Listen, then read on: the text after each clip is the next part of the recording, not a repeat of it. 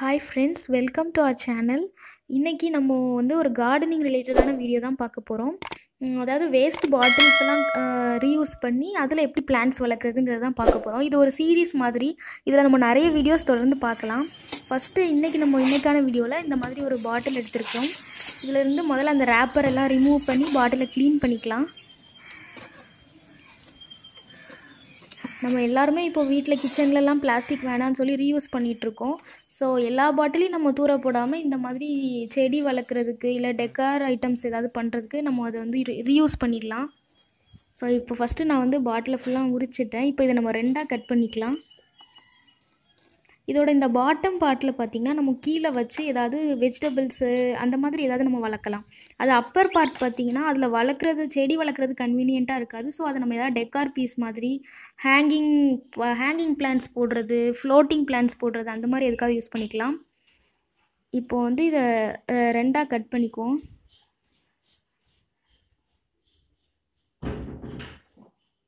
So cut பண்ணிட்டேன். இப்போ வந்து இந்த பாட்டிலோட அடியில் ஒரு சின்னதாக ஒரு ஹோல் போட்டுக்கலாம். இது எதுக்குன்னா தண்ணியெல்லாம் வெளியில் போகணும் இல்லையா, அதுக்காக. அதோட பிளான்ட்டோட ரூட்ஸும் கொஞ்சம் ப்ரீத் பண்ணணும்ல, அதுக்காக கீழே சின்னதாக ஒரு ஹோல் போட்டுக்கலாம்.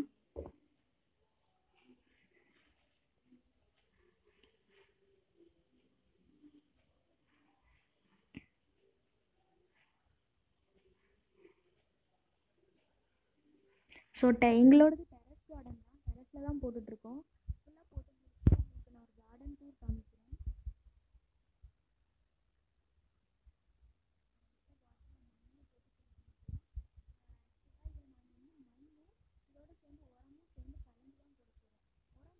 மண்புழு உரம் எங்களுக்கு இங்கே பக்கத்தில் கிடச்சிது.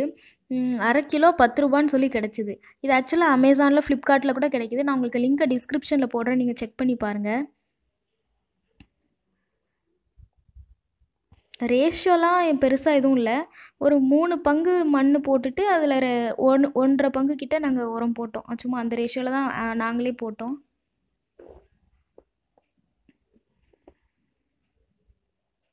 இதை ரெண்டுத்தையும் நல்லா மிக்ஸ் பண்ணிடலாம்.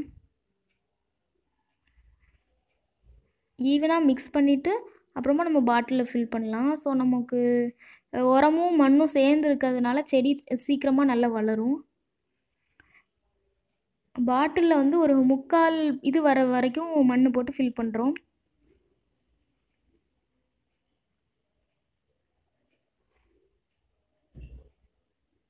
இந்த மாதிரி ஃபில் பண்ணிட்டோம்.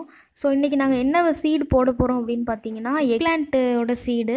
அது ஆக்சுவலாக நிறைய பேருக்கு நீங்கள் தெரிஞ்சிருக்கும். குற்றாலம் சைட்லலாம் சீசன் அப்போ கிடைக்கிறது. இப்போ ஆக்சுவலாக குற்றாலமில் சீசன் தான் போயிட்டுருக்கு. ஆனால் அன்ஃபார்ச்சுனேட்டாக நம்மளால் போக முடியல. இதுதான் அந்த சீடு, எக்பிளான்ட்டோட சீடு. ஆனால் நமக்கு அங்கே கிடைக்கிற ஃப்ரூட்ஸ் எல்லாமே இப்போது ரோட்டில் விற்றுட்ருக்குறாங்க. ஸோ அங்கேருந்து எக்பிளான்ட் வாங்கிட்டு வந்தோம். அதுதான் சரி வீட்டில் பிளான் பண்ணி பார்ப்போம் வளருதா அப்படின்னு ட்ரை பண்ணுறோம். இது வளர்ந்ததுக்கப்புறமா கண்டிப்பாக உங்களுக்கு நான் அப்டேட் பண்ணுறேன். இது வளர்ந்துதா, எப்படி வளருதுங்கிறதுலாம் நான் அப்டேட் பண்ணுறேன். ஸோ இப்போ நம்ம விதையை விதைச்சிடலாம்.